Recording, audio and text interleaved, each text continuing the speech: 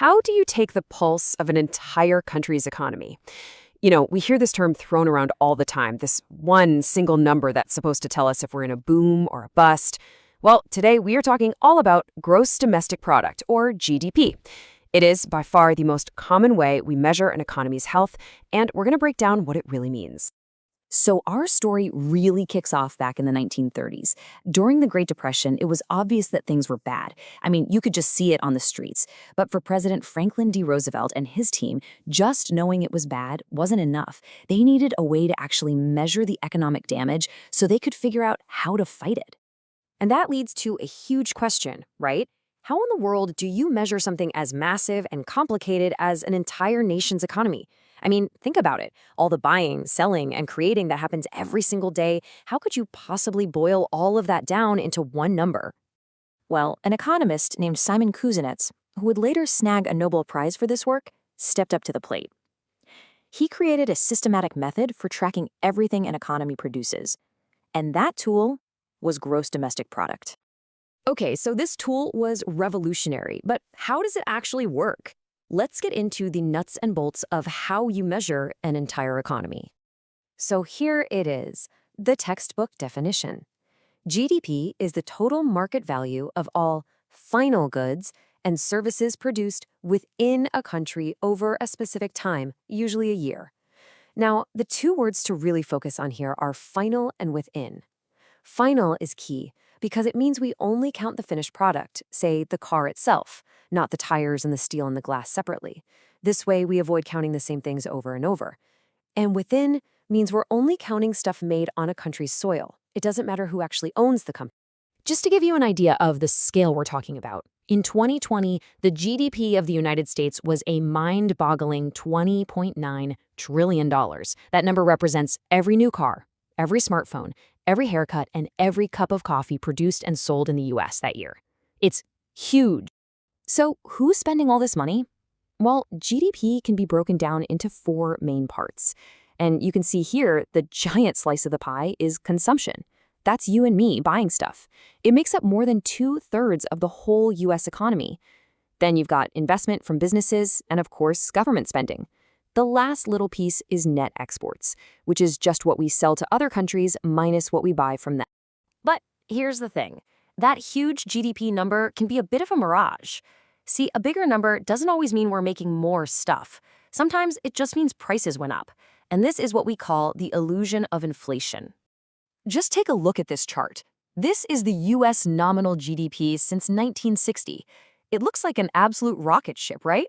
It looks like the economy grew by a factor of more than 38. But this chart has a secret problem baked right into it: inflation. To see what's really going on, you have to separate nominal GDP from real GDP. You can think of it like looking through a pair of binoculars. Nominal GDP is what you see when everything's blurry. Prices and production are all mixed together. Real GDP is what happens when you turn the knob, adjust for inflation, and suddenly the actual amount of stuff we're producing comes into sharp focus. And this chart shows that difference perfectly. The top purple line is that impressive rocket ship nominal GDP. But the bottom blue line, that's real GDP. You see, once we strip out the effect of rising prices, we get a much more modest but also a much more accurate picture of how much the economy has actually grown. This is exactly why economists almost always focus on real GDP. Okay, so once we start looking at real GDP and tracking it over the years, a very clear pattern starts to show up. It's like the economy has a natural rhythm of ups and downs. When you take the long view, going all the way back to the 1930s, you can see the overall trend for the US economy is pretty steady growth. But man, it is definitely a bumpy ride. Every single one of those little dips you see is a period where the economy actually got smaller. This whole pattern of expansion and then contraction is called the business cycle. The economy moves from a peak, which is its highest point, down into a trough, its lowest point. Now, when you get a really significant and long-lasting decline in real GDP, that's what we officially call a recession. And then the cycle starts all over again. This all brings us to a much bigger question. Real GDP is fantastic for measuring production, no doubt. But does a bigger economy always mean a better life? What are the important things that this one big number just completely leaves out? And as it turns out, it misses quite a lot. For example, GDP doesn't care one bit about your free time. It doesn't measure the quality of the air we breathe or the water we drink. Sure, it includes what we spend on doctors and schools, but it says nothing about our actual health or how much we're learning. It totally ignores all the valuable work we do at home, like raising kids. And it tells us nothing about the gap between the rich and the poor. This quote really just nails the point. Think about it. If a factory pollutes a river, and then we have to spend a bunch of money to clean that river up, both of those activities actually make GDP go up. The number gets bigger, but are we really better off? It just goes to show you that a rising GDP isn't always telling the whole story about our well-being. Okay, so with all of these flaws, why do we still depend on GDP so much? Is it time to just get rid of it? So here's the verdict. GDP is definitely imperfect, but it's still an incredibly useful tool. At the end of the day, a higher GDP per person usually means better jobs, higher incomes, and a better material standard of living. It measures economic activity really well, and that activity is fundamental to so many other parts of our lives. And this really is the key takeaway.